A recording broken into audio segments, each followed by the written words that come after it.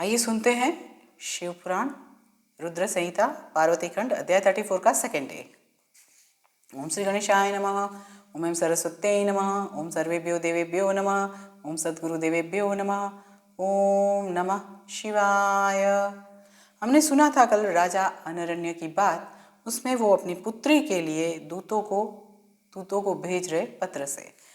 यहाँ पे उससे आगे एकदा पिप्पलादर्शिर्गन्तुं स्वाश्रमम् उत्सुकः तपस्थाने निर्जने च गन्धर्वं स ददर्शः स्त्रीयूतं मग्नचित्तं च शृङ्गारे रससागरे विहरन्तं महाप्रेम्णा कामशास्त्र विशारदम्।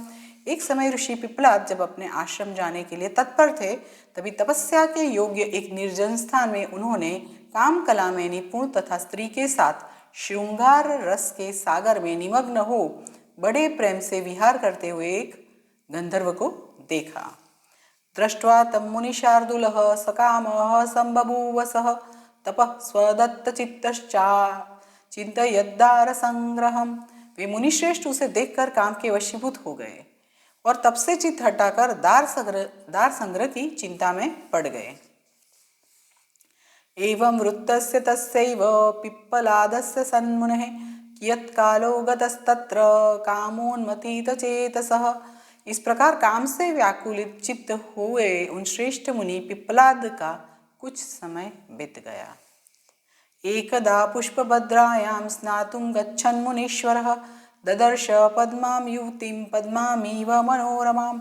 एक समय जब वे मुनि श्रेष्ठ पुष्पभद्रा नदी में स्नान करने के लिए जा रहे थे, तब उन्होंने लक्ष्मी के समान मनोरम युवती पद्मा को देखा। केयं कन्येति प्रपच्छ समीपस्थान् जनान् मुनिः जना निवेदयाश्चक्रुर् नत्वा श्राप नियंत्रितः। उसके बाद मुनि ने आसपास के लोगों से पूछा कि यह किसकी कन्या है। तब श्राप के भय से व्याकुल, क्योंकि मुनि थे, ऋषि मुनि जो श्राप देते उसके भय से व्याकुल होकर उन लोगों ने नमस्कार करके बताया। अगर नहीं बताते तो श्राप मिलने का डर से उन्होंने बता दिया कि ये कौन है। जना उचुहु अनरण्य सुतेयं वै पद्मा नाम रमापरा वरारोहा प्रार्थ्यमानानुपश्रेष्ठैः गुणालया। लोग बोले यह राजा अनरण्य की पद्मा नामक की कन्या है, पुत्री है, जो साक्षात दूसरी लक्ष्मी के समान है। श्रेष्ठ राजागण गुणों की निधि स्वरूपा इस सुंदरी को पाने की इच्छा कर रहे हैं।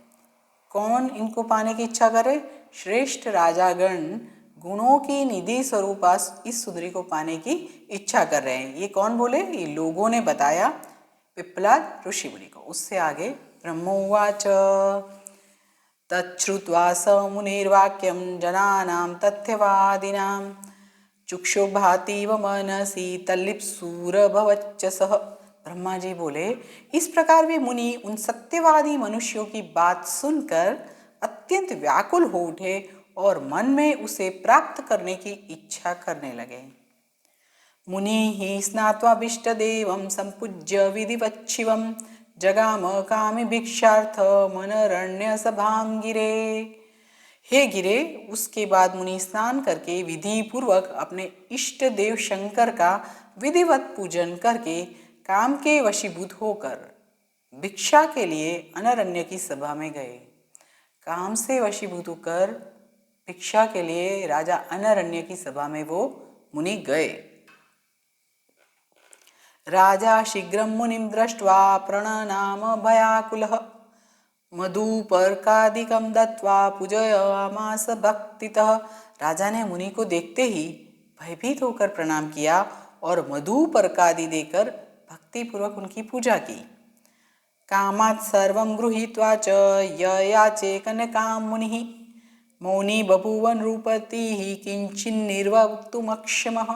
पूजा ग्रहण करने के अनंतर मुनि ने कन्या की याचना की। तब राजा इस बात को सुनकर अवाक हो गया और कुछ भी कहने में समर्थ नहीं हुआ।